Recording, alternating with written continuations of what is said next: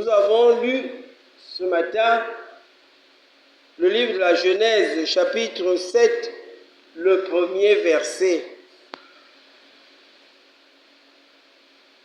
Ce verset nous présente une situation qui a marqué l'humanité, qui relève à un temps mythique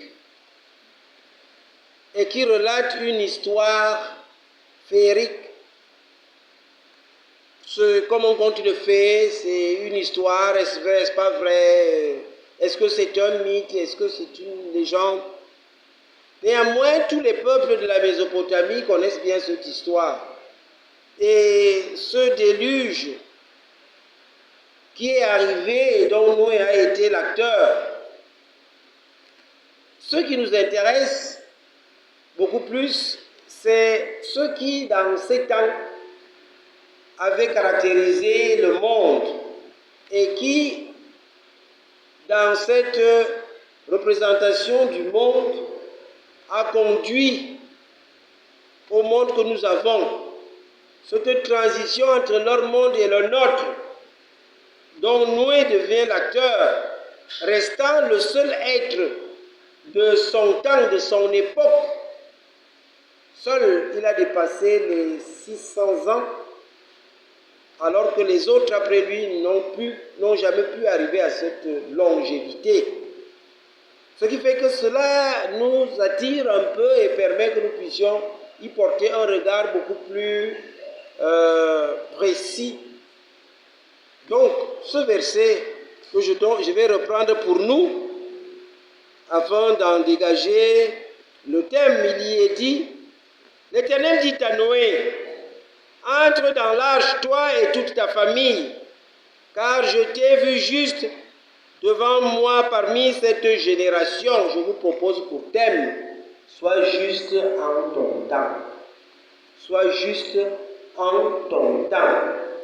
Nous allons voir la réalité du temps de Noé et nous allons ensuite ou enfin examiner la justice de Noé.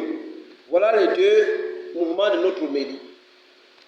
Lorsque nous prenons le texte pour revoir comment Dieu dit à Noé entre dans l'arche, cela sous-entend que Dieu avait déjà dit à Noé de construire l'arche et que Dieu avait décidé de faire un ajustement, un réajustement de sa création.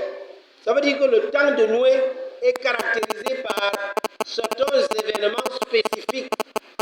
La chose la plus déterminante, c'est que Dieu avait décidé de mettre un terme à l'humanité qu'il avait mis en place en ces temps-là.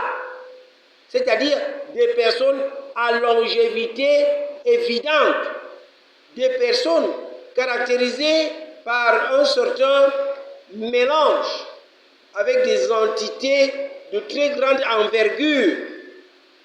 Parce qu'il y est noté que les fils de Dieu venaient épouser les fils des hommes et il enfantait des êtres surprenants, des géants, des grands héros et même des êtres affreux. Parce qu'un cyclope, si on essaye de voir un cyclope, ce n'est pas un être très beau à voir. Mais il y en avait des êtres de cet acabit. Il y avait des êtres qui possédaient une méchanceté caractérisée. Et c'est à cause de cette méchanceté caractéristique que Dieu a eu horreur de cette race, qui a fait déployer le mal, à tel point que le péché s'est tellement multiplié et les hommes faisaient les choses les plus abominables qu'on ne saurait penser. La Bible raconte brièvement, mais il y a plusieurs livres mythologiques qui ont versé dans la description de cette période, qui est une période qui reste une période affreuse, une période où la vie n'était pas du tout agréable et où la vie des humains était entre les mains des divinités assez méchante. Ces divinités, pour un rien, détruisaient les personnes, pour un rien, rendaient des êtres bizarres. Je me rappelle de la petite histoire des vaches, des chevaux ailés de Zeus. Il a dû rendre Calibos monstre à cause de ces chevaux ailés que Calibos prenait de plaisir à tuer. Donc, c'était des scènes mythiques qui ne ressemblent pas aux réalités actuelles. Donc, dans ce contexte, dans ce milieu qui était à la limite hostile à l'épanouissement réel de l'être humain, il y a quelque chose qui paraissait. Il y a une difficulté à l'homme de pouvoir se démarquer. Et là, on dit un détail qui est très remarquable. Dieu dit, dans la fin du verset que nous avons lu, « Car je t'ai trouvé devant moi, je t'ai trouvé juste devant moi parmi cette génération. » Ça veut dire que la génération de Noé avait été une génération de méchants. Ce n'était pas 10 personnes, ce n'était pas 1000 ou 1 million, ils étaient plus que cela. Et on dit que de toute cette population existante, c'est une personne. Une personne. Ça veut dire que le degré de méchanceté était au-delà de toute limite. La méchanceté débordait la compréhension. Si la méchanceté dépassait la compréhension, comment se trouve-t-il que Noé, lui, devient juste? Cela voudrait dire qu'en fait, l'on peut être juste même dans une société méchante. Cela voudrait dire que ce n'est pas parce que la société est corrompue, ce n'est pas parce que la société est présentée d'une manière hostile, rébarbative ou agressive, que toi tu ne peux pas pratiquer la justice. Vous avez vu le psaume 12.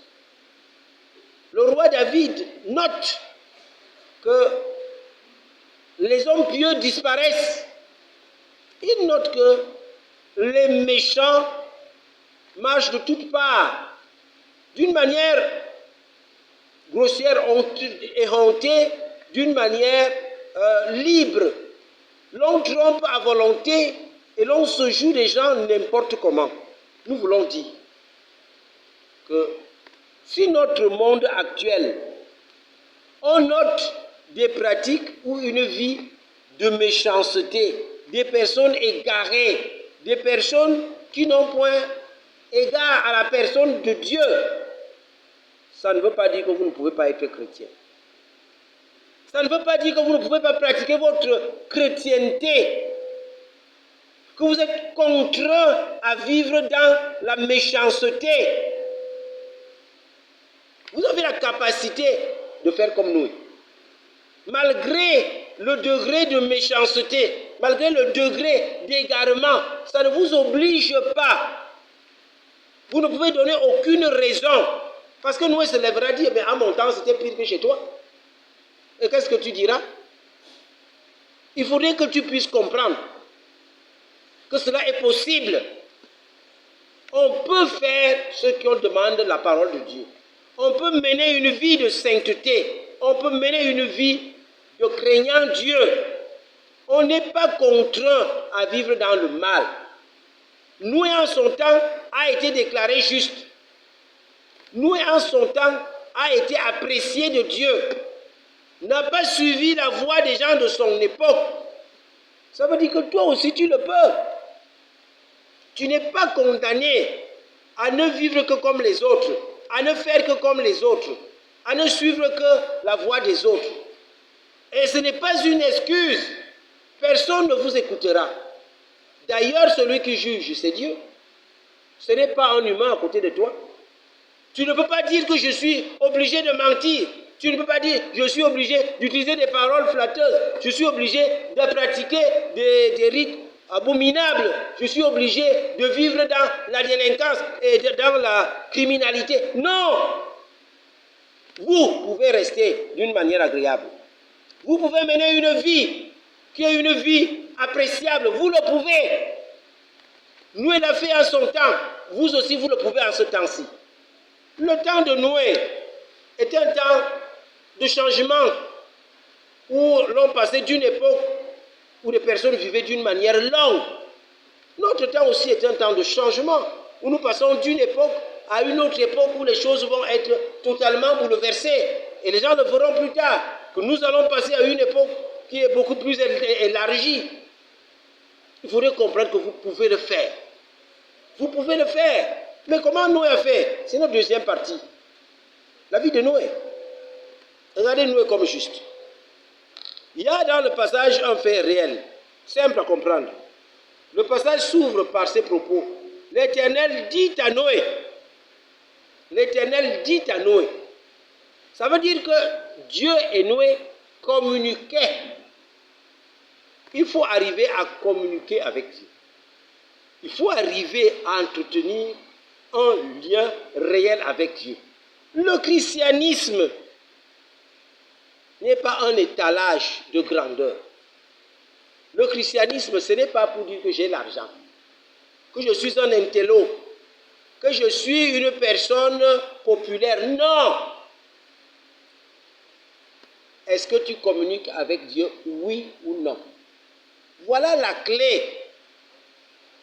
Dans le christianisme, on cherche à rentrer en communion avec Dieu. Le reste n'a pas d'importance. Le reste, ce sont des détails. Il faut être à même de pouvoir rentrer en conversation. En conversation, je parle à Dieu et Dieu m'adresse la parole. Dieu me dit et je m'exécute. Dieu a dit à Noé, construis l'arche. Et Noé a construit l'arche. Parce qu'il a entendu ce que Dieu a dit. Parce que Dieu a pu lui adresser la parole. Nous passons notre temps à écouter des absurdités, des grossièretés, mais personne ne prend le temps d'écouter Dieu. Il y a un petit texte, peut-être qu'un jour on en parlera aussi. Élie va rencontrer Dieu. Et quand il va rencontrer Dieu, il y a des choses qui passent devant. Et le feu, et le vent, et les grêles. Mais c'est quand un petit vent doux est passé que Dieu a parlé. Dieu n'est pas dans le vacarme. Dieu n'est pas dans le m'as-tu vu. Dieu n'est pas dans ceux qui frappent le regard. Dieu est dans la discrétion. Dieu est dans ce que l'on ne perçoit pas. Quand tu es bruyant, tu n'écouteras jamais quand Dieu te parlera. Il parlera, mais c'est toi qui ne l'écouteras pas. Parce que Dieu ne chahute pas. Pour Dieu, tout se passe d'une manière normative. C'est-à-dire, Dieu n'a pas besoin qu'on puisse crier, qu'on puisse chahuter, qu'on puisse se pavaner. Non, ce n'est pas là-bas Dieu. Si Noé a entendu, quand Dieu a dit à Noé, entre dans ta maison, entre dans l'arche, c'est parce que Noé a l'habitude de comprendre. C'est de cette manière que Dieu parle. La plupart du temps, Dieu nous parle et nous n'écoutons pas quand Dieu a parlé. Parce que nous ne connaissons même pas comment il parle. Est-ce que Dieu parle en français? Est-ce que Dieu parle en anglais? Est-ce que Dieu parle en araméen? Quel est le langage de Dieu? Dieu n'utilise aucune de ses paroles. Rien. Dieu utilise la langue que tu comprends. Ça veut dire que quand Dieu te parle, il te parle dans ce que tu comprends. Si tu ne l'as pas compris, c'est que tu n'as pas voulu l'écouter. Parce qu'il va parler seulement dans le langage que toi tu comprends. Il ne viendra jamais te parler dans un langage que tu n'as pas la moindre idée. Non, c'est dans ton langage. Dans le langage que tu comprends le mieux, il te parlera. Mais nous n'avons pas l'habitude de vouloir écouter Dieu. Nous disons comme les enfants d'Israël, non, non, non, Moïse, toi-même va parler avec ton Dieu. Quand tu veux que c'est Moïse qui aille parler avec ton Dieu, toi tu veux parler avec qui? Tu veux parler avec qui? Nous préférons parler avec tout ce qui est abominable. Pour être juste, parle avec Dieu. C'est pour cette raison que vous avez entendu dans le psaume 12 que la parole de Dieu est pure. Cette fois épurée. Cette fois épurée. La parole de Dieu est pure. Ça veut dire que Dieu, dans sa manière de faire ou sa manière de parler, a un langage spécifique. Il a un langage spécifique parce que Dieu a une manière de dire des choses. Quand il vient dire ici à Noé d'entrer dans l'arche, parce qu'il a dit à Noé de construire l'arche. Il a dit à Noé de construire l'arche. Ça veut dire que tu ne peux pas être juste devant Dieu si tu n'as pas réalisé l'œuvre que Dieu a voulu que tu fasses. Dieu te donne une besogne, un travail spécifique que tu dois accomplir. Il faut que tu le fasses. C'est au terme de la réalisation de ce que Dieu a demandé que Dieu te reconnaît comme juste. Il te donne toujours quelque chose à faire. Mais si tu ne sais pas écouter Dieu, tu ne connais pas son langage, comment sauras-tu ce qu'il t'a demandé de faire? Comment tu le sauras? Mais Dieu, il viendra et il te dira quelque chose à faire. Jamais Dieu s'adresse à toi sans te dire quelque chose à faire. Il te donne ce que tu dois faire. Un travail spécifique. À toi de savoir, à toi d'écouter. Ça ne sert à rien de dire que tu as été baptisé il y a 20 ans, 30 ans, 50 ans, sans savoir que tu n'as jamais écouté Dieu et tu n'as jamais fait le travail de Dieu. Fais le travail de Dieu. Et là, Dieu te reconnaîtra comme juste. Parce que Dieu a parlé à Abraham. Il a dit à Abraham de partir de la maison de son père. Il a dit à Abraham que tu auras un fils. Il a dit à Abraham, donne-moi ton fils en offrande. Et quand il a fait ça, Dieu a dit, oui Abraham, tu es juste. On dirait que tu es juste parce que tu as fait quoi? Qu'as-tu fait? Qu'est-ce que tu as réalisé? Que Dieu t'a dit, fais telle chose et tu as obéi et tu as réalisé. Essayons de comprendre que nous sommes interpellés par Dieu pour réaliser l'œuvre que Dieu veut de nous. Ce n'est pas nous qui choisissons l'œuvre. C'est Dieu qui dit, va faire telle chose. Et quand tu l'aurais fait, Dieu va reconnaître. Parce que tu l'as écouté, parce que tu as été obéissant, parce que tu es resté en communion avec lui, alors tu es un homme juste. En ces temps, Dieu attend de vous une vie chrétienne réelle. Une vie chrétienne réelle. Pas une vie chrétienne d'apparat. Pas une vie chrétienne qui soit ostentatoire. Non. Dieu n'a pas besoin de se paraître. Non. Dieu voudrait que vous puissiez comprendre les changements que le monde est en train de subir. Et c'est à travers cela que vous allez être interpellés. Et ce qui est intéressant, c'est que celui qui est déclaré juste, ce ne sont pas des mots creux, ce sont des mots appliqués. C'est-à-dire, Dieu reconnaît Noé juste par le fait que Noé sauve sa femme, la femme de ses enfants et ses enfants. On n'a pas regardé quelle était la nature de sa femme, ou la nature de ses enfants, ou la nature des femmes de ses enfants. Mais parce qu'il était juste, il a sauvé.